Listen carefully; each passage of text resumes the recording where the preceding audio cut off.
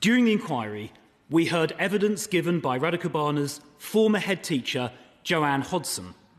She told the inquiry she was pressured by mental health services to water down the EHCP to minimise the danger posed by Radicobana because of his ethnicity. Miss Hodson told the inquiry this, and I quote verbatim, "My efforts to include this information in the EHCP were met with hostility by the father and also by mental health services. Miss Steed, who was from CAMS, even went as far as to accuse me of racially stereotyping AR as a black boy with a knife. Nothing could be further from the truth. But in the end, the wording of the EHCP was rewritten in many places." That's the end of her verbatim quote. Madam Deputy Speaker, this contributed to the clear risks being missed. The Nottingham inquiry into the 3 tragic murders there identified exactly the same issue.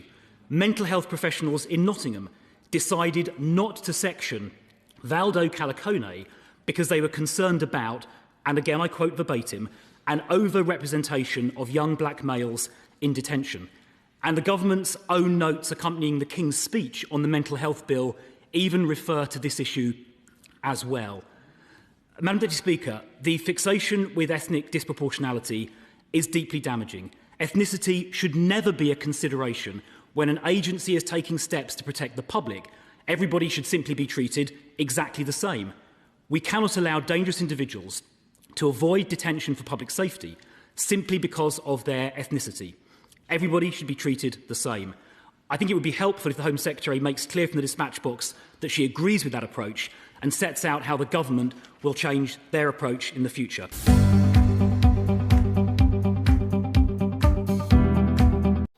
So the Southport inquiry finds that this could have been stopped, but people were scared of being called racist, so those girls could still be alive. Same thing with the Valdo Calicane in Nottingham. His victims could still be alive. And the same with the Manchester bombing. It's the same all across this country. The grooming gangs, all that was allowed to happen because people are terrified of being called racist. It's time things changed. And it's time people snapped out of it. I mean, what is so bad about people calling you racist? That you'd rather children die. And if you think anything is going to change, well, here's a video from the Senedd, the Welsh Government, where they basically want control over policing and the courts so that they can prevent more black people from being jailed. So do you really think things are going to change? Because this is the people that we've got in charge of our countries. While 14 white people in Wales are imprisoned for every 100,000 people in the population, 91 black people are imprisoned. And that is a shocking analysis.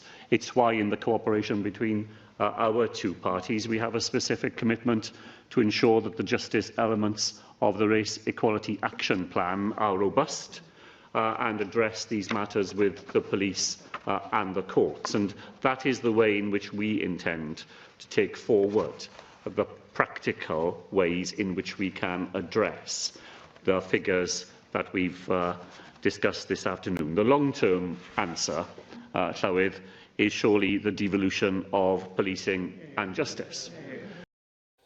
While people in positions of authority are allowed to do this, to allow people to get away with serious offences and to be on the streets when they shouldn't be because of the fear of being called racist and because they'd like to lower the amount of prison places that are filled with non-whites, then nothing's going to change and our people are going to continue to die and be hurt and raped and murdered because these people are getting away with it. They ought to be punished. All the people who turned a blind eye to the grooming gangs, the people who allowed the Southport killer to walk, all the people who were responsible for the Nottingham killer to walk, they all at least ought to lose their pensions, if not be put into prison. Otherwise, nothing will ever change.